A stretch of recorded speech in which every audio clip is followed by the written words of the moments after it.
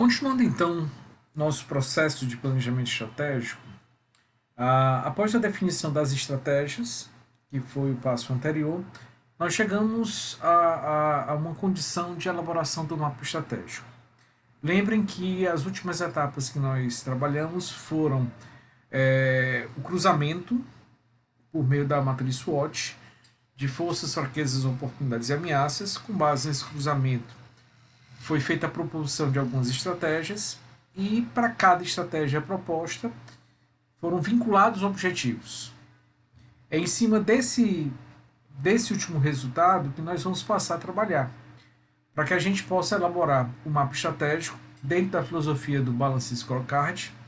Nós precisamos da definição, da especificação de quais são os objetivos que a empresa vai buscar, que a empresa vai tentar alcançar.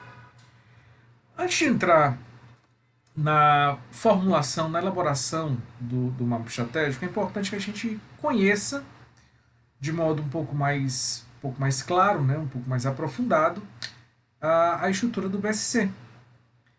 E o BSC nada mais é do que uma ferramenta que auxilia as empresas a traduzir a estratégia em objetivos operacionais. Foi exatamente o que nós fizemos agora. Nós definimos estratégias com base na realidade interna e externa da empresa, e para cada estratégia nós estabelecemos objetivos. Só que, como vocês viram no exemplo que foi realizado anteriormente, o que ficou evidenciado? Como cada estratégia estava vinculado a determinado objetivo, às vezes eles se repetiam, ficava uma coisa muito estanque. O meu objetivo é ganhar mais clientes. Eu preciso ter mais clientes com essa estratégia. Mas muitas vezes, para ter mais clientes, você precisa ter uma mudança no processo. Para ter uma mudança no processo, você precisa ter uma alteração nos requisitos de qualificação dos funcionários ou na tecnologia utilizada. E isso não fica evidente, não fica claro quando se coloca essa vinculação de um modo estanque, de um modo apenas por meio da indicação de onde chegar com cada estratégia. O Balance Scorecard procura fazer com que essa visualização fique um pouco mais ampla. Tá? Deixe claro que objetivos, de modo geral, não apenas aqueles objetivos diretamente associados à estratégia, mas que objetivos, de modo geral, devem ser buscados pelas empresas para que as estratégias, de um modo geral, possam ser operacionalizadas e os resultados alcançados. Ou seja, o que o BSC pretende é, a partir dessa visão um pouco mais completa de estratégias e objetivos, direcionar comportamentos e performance. Esse passa a ser o nosso grande intuito a partir de agora.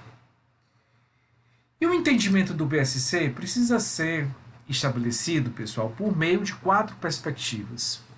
O BSC funciona com base em perspectivas, e essas perspectivas, lógico, elas podem ser ampliadas, elas podem ser modificadas de alguma forma, mas existem 4 que são mais tradicionais, 4 que são mais comuns. E que, se você utilizá-las, você certamente vai contemplar tudo aquilo que é necessário para definir claramente como seu mapa estratégico deve ser constituído. Quais são essas perspectivas? Elas estão ilustradas aqui nesse ciclo, nesse diagrama. E não é à toa, vocês vão entender isso, que elas estão colocadas nesse formato de ciclo. Percebam, a primeira delas, seguindo uma ordem mais coerente, seria aprendizagem e crescimento. Seria essa primeira aqui. O que aprendizagem e crescimento quer dizer? Todos aqueles conhecimentos, habilidades, motivações, as atitudes necessárias para que os processos possam ser realizados adequadamente. E não só isso. Lógico que esse termo, aprendizagem e crescimento, nos direciona exatamente a isso, nos direciona exatamente a essa situação. Mas, na verdade, a gente pode ir muito mais além. A gente pode dizer que, nessa primeira perspectiva, tudo aquilo que represente uma condição necessária para que processos sejam executados de um modo melhor, de um modo diferente, de um modo mais adequado, devem estar presentes.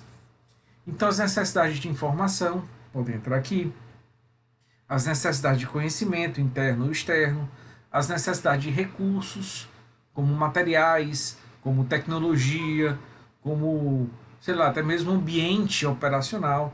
Tudo isso entraria como essa primeira perspectiva que objetiva prover as condições básicas para que processos melhores ou processos mais adequados possam ser realizados.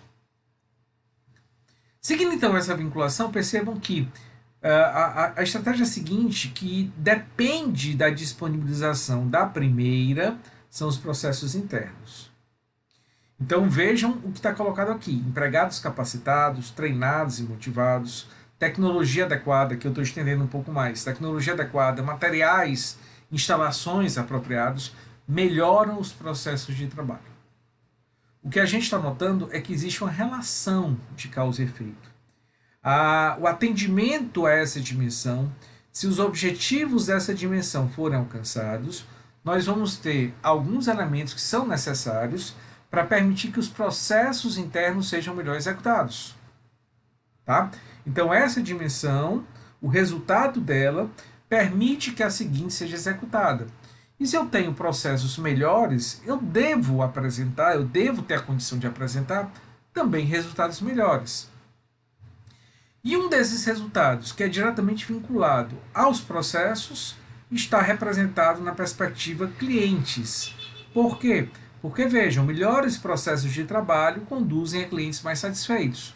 Nós vamos ter produtos de melhor qualidade, serviços executados mais rapidamente, nós vamos ter uma entrega mais confiável, e tudo isso vai impactar diretamente no nível de satisfação do cliente.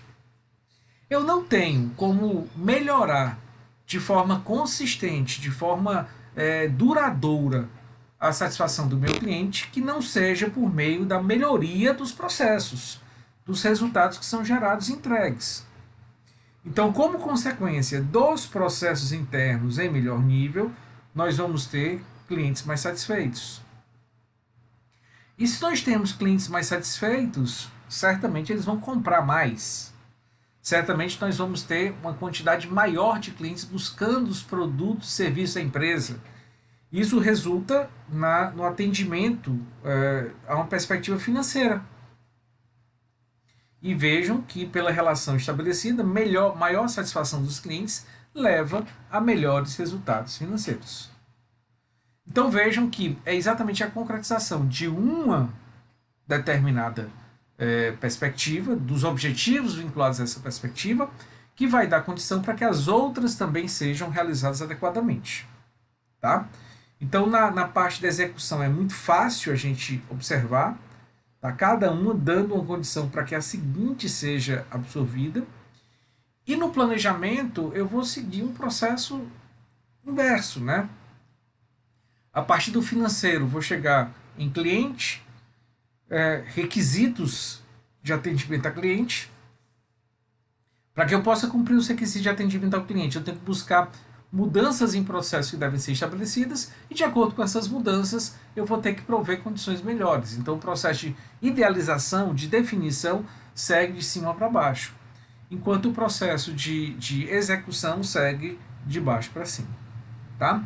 O que nós acabamos de ver nessa figura nada mais é do que uma relação causa-efeito, que um elemento essencial, é um elemento básico dentro da gestão do planejamento e dos processos por meio do BSC. E nós vamos ainda conversar muito sobre isso, já que isso é uma preocupação e um elemento essencial para que os objetivos e as estratégias possam ser descritos de uma forma mais adequada. Bom, antes de entrar em um detalhamento um pouco maior acerca do funcionamento da ferramenta, é interessante a gente tentar desenvolver ou lembrar um diagrama como esse. Nós já trabalhamos anteriormente. Ele procura colocar hierarquicamente alguns elementos essenciais, né, para que o nosso planejamento funcione bem. Então, como a gente viu lá no começo do curso da unidade, nós temos aqui os nossos parâmetros estratégicos, Aqui nós temos a missão, visão, valores, que tem a função de direcionar a forma como a nossa empresa deve funcionar, tá? Tanto em razão da sua finalidade, quanto em razão do que ela quer alcançar no futuro. Os valores são definidos em função dessa visão e em função das próprias estratégias definidas, tá? Afinal, como nós vimos, os valores têm uma função importantíssima de promover ações por meio de uma alteração, de uma vinculação com a cultura organizacional. Bom, a estratégia então é definida. Lógico que além desses parâmetros é necessário outra entrada aqui para a estratégia, que seria a análise de contexto, que nós vimos por meio da matriz SWOT. As estratégias geram objetivos. Nós vimos que cada estratégia deve estar vinculada a um ou mais objetivos.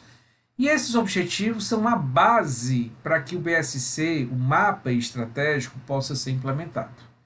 Então, o nosso foco agora, nesse momento, é esse retângulozinho aqui.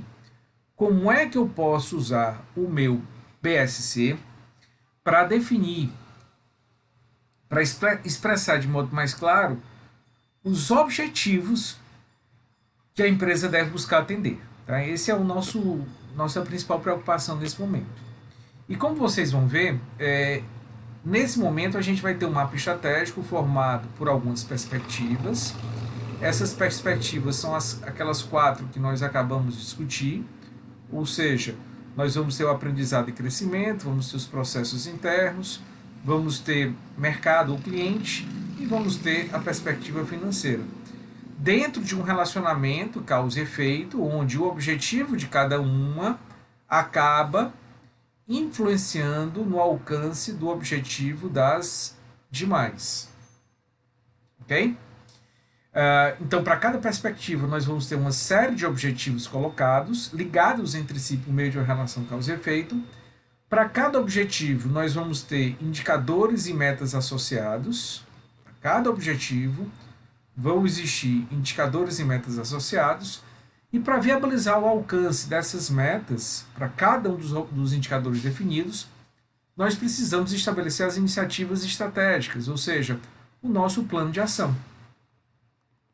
É a partir daqui que nós vamos dizer exatamente o que é que deve ser feito para que cada indicador definido possa ter as suas metas alcançadas. Lógico, ao elaborar esse plano de ação, nós vamos estar preocupados com a empresa, com o setor, com o processo, indicando o que deve ser feito para efetivamente gerar o resultado. Pode-se chegar ao nível de objetivos pessoais, em que esse plano de ação passa a ser desdobrado dentro de uma esfera individual. Até comentei isso com vocês no começo do curso. É algo interessante pensar nisso, né? Cada pessoa ter suas próprias metas vinculadas às metas da empresa, às metas do seu processo, às metas do seu segmento de atuação. E isso gera um direcionamento, uma coordenação objetiva. Não é simples, não é toda empresa que consegue fazer isso, é necessário um nível de maturidade muito grande, tá? Inclusive em termos de elaboração e acompanhamento desses indicadores, tem que ser algo muito prático, mas que ao mesmo tempo dê uma indicação clara do que está acontecendo e de como cada ação está repercutindo nos objetivos da empresa. Mas se isso acontece de forma correta, os resultados estratégicos representados por cada uma das perspectivas, acionistas, aqui é o mundo financeiro, clientes, o mercado, os processos internos, e aqui é o aprendizado e crescimento, com força de trabalho, com tecnologia, com os recursos disponíveis, vão ser alcançados. E, possivelmente, com essa situação, a empresa vai chegar aos resultados, à visão de futuro que foi estabelecida para ela lá no começo do processo. Tá? Então, vamos parar por aqui. No próximo vídeo, a gente vai avançar um pouco mais nesse assunto, entrando de forma mais operacional na elaboração do plano do mapa estratégico da empresa.